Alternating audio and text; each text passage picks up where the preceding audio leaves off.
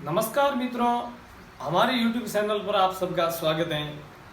तो दोस्तों, पिछले वीडियो में हमने जो वर्णों के बारे में पढ़ा था, जिसमें कितने वर्ण होते हैं, उनके भेद कितने होते हैं, वो सब पढ़ लिया था। आज अपन संज्ञा के बारे में पढ़ेंगे।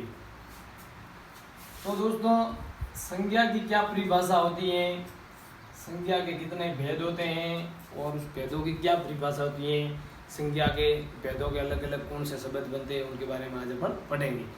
तो दोस्तों, संज्ञा यानी किसी व्यक्ति, वस्तु, स्थान, जगह, भाव आदि शब्दों का बोध होता है, उसे संज्ञा कहते हैं। यानी जिस शब्द से किसी व्यक्ति, वस्तु, स्थान, जगह, गुण, भाव आदि का बोध होने वाले को संज्ञा कहते हैं। यानी जिस शब्द से, जिस शब्द से किसी व्यक्ति, वस्तु, स्थान, गुण, भाव आदि का बोध हो, भाव आदि का बोध होता है, बोध होता है, तो उसे संज्ञा कहते हैं। यानी जिस शब्द से किसी व्यक्ति, वस्तु, स्थान, गुण, भाव आदि का बोध होता है, उसे संज्ञा कहते हैं। संज्ञा तीन प्रकार की होती है। संज्ञा के जो भेद बताए गए वो है तीन। यानी संज्ञा तीन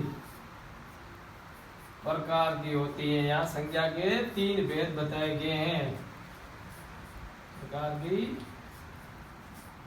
होती है। जो है व्यक्तिवाचक,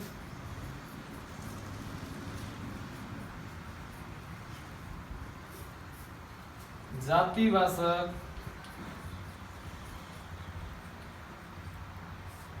और तीसरा है वो है भाववाचक। व्यक्तिवाचक, जातिवाचक और भाववाचक।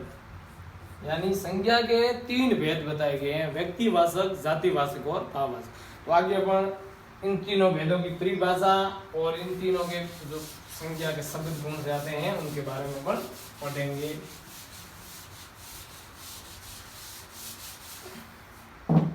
तो दोस्तों, पहला था व्यक्तिवाचक। पहला था व्यक्तिवाचक,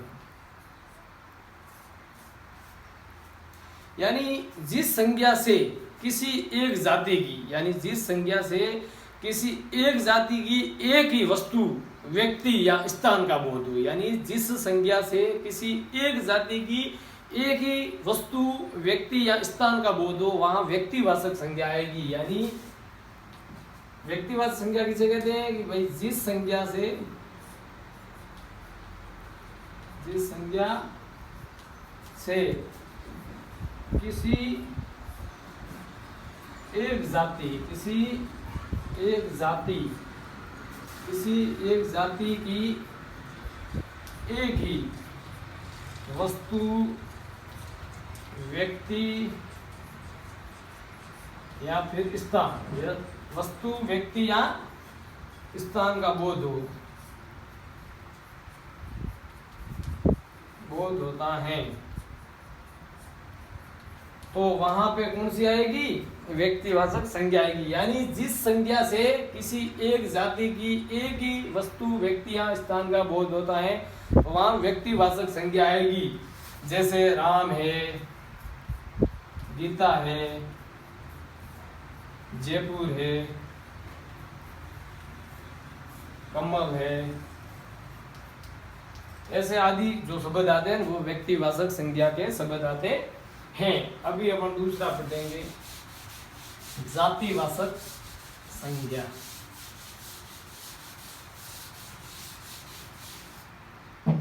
दूसरा है जातिवाचक संज्ञा। जातिवाचक संज्ञा यानी जातिवाचक संज्ञा में जिस संज्ञा से किसी एक जाति या एक वर्ग की सभी वस्तुओं का बोध होता है। यानी इसमें क्या होता है कि जिस संज्ञा से, जिस संज्ञा से किसी एक जाति या वर्ग की, एक जाति या वर्ग, एक जाति या वर्ग की सभी वस्तुओं का बोध होता है, सभी वस्तुओं का बोध होता है, का बोध होता है। तो वहां पे जातिवाचक संज्ञा आएगी, यानी जहां किसी एक जाति या वर्ग की समस्त सभी वस्तुओं का बोध होता हो तो वहां पे जातिवाचक संज्ञा होती हैं। जैसे फूल है,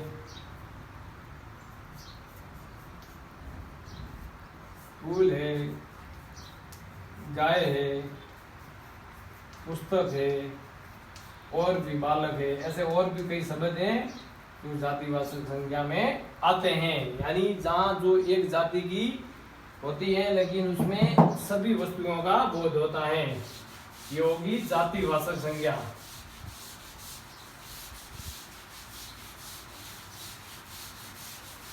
अब दोस्तों तीसरी है भाववाचक संज्ञा। जो तीसरा भेद था वो था भाववाचक संज्ञा। ये हो गया भाववाचक संज्ञा, यानी जिस संज्ञा से किसी एक वस्तु के गुण, दशा, रंग, आकार, धर्म आदि का बोध होता है। यानी जिस संज्ञा से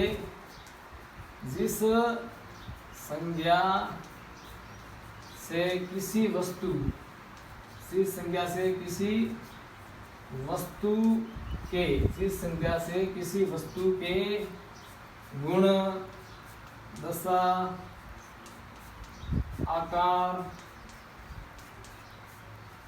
व्यापार, धर्म आदि का बोध होता है, आदि का बोध होता है।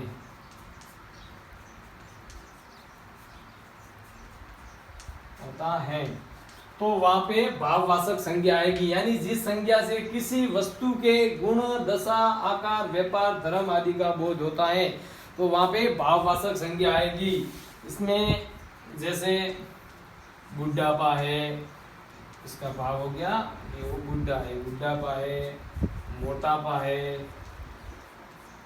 मोटापा है, सुंदरता है, वैसे बचपन है, ऐसे और कई शब्द आते हैं जो भाववाचक संज्ञा में आते हैं। तो दोस्तों आज का अपना टॉपिक था संज्ञा, जिसमें संज्ञा की परिभाषा, आपको संज्ञा के 3 भेद बताए, 3 भेदों की परिभाषा बताई और उनमें जो भी शब्द आते हैं वो भी बताए। तो दोस्तों और भी आगे हम नए वीडियो लेकर आएंगे, तो आप नए वीडियो देखने के लिए हमारे चैनल को लाइक कीजिए, सब्सक्राइब कीजिए, शेयर कीजिए, बेल आइकन क्लिक कीजिए, और भी हम नए वीडियो लेकर आएंगे। धन्यवाद।